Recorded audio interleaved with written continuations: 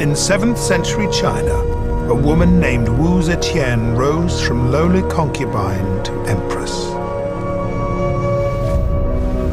With her husband, the emperor, sick, she ruled the empire in all but name.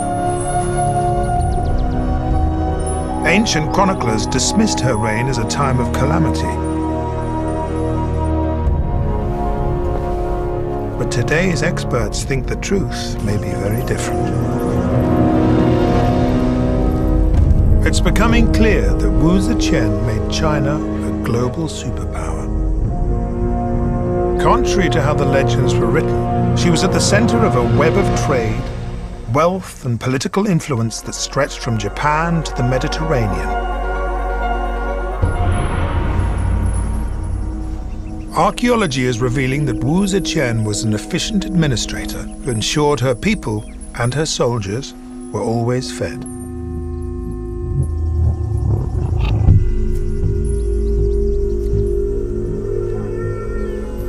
But despite her successes, as a woman, she could never rely on the support of the aristocratic establishment. She needed allies.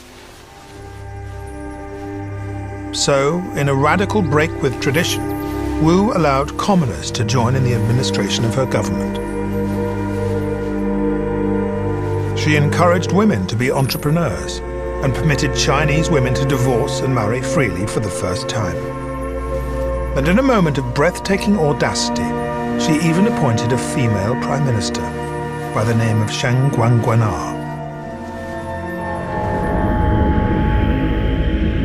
By 690 AD, Wu HMYT had ascended the throne to become the first female emperor ever to rule the Chinese Empire. But her opponents were determined to unseat her. She had annihilated many of her enemies. But where there's power, there are always rivals, and there's always a contest. Wu HMYT became incredibly ruthless. She had hundreds of members of the ruling family executed. The violence and reign of terror, you could say, was extreme. But she was not without a conscience. She was very troubled by what she'd done. With her mind turning towards her afterlife, Wu wanted forgiveness of her sins.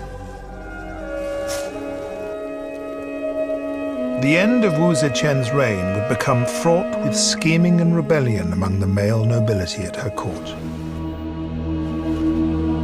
She made China a better place for women, the empire wealthy and peaceful, her capital city vibrant and cosmopolitan, and her population fed and free to practice their religions.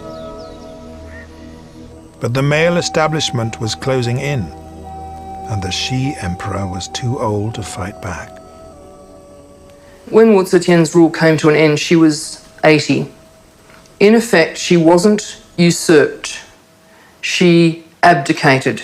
So she was still maintaining her own sense of control. She lived for a few more months and she went quietly. Her time had come. Emperor Wu HMYT died in 705.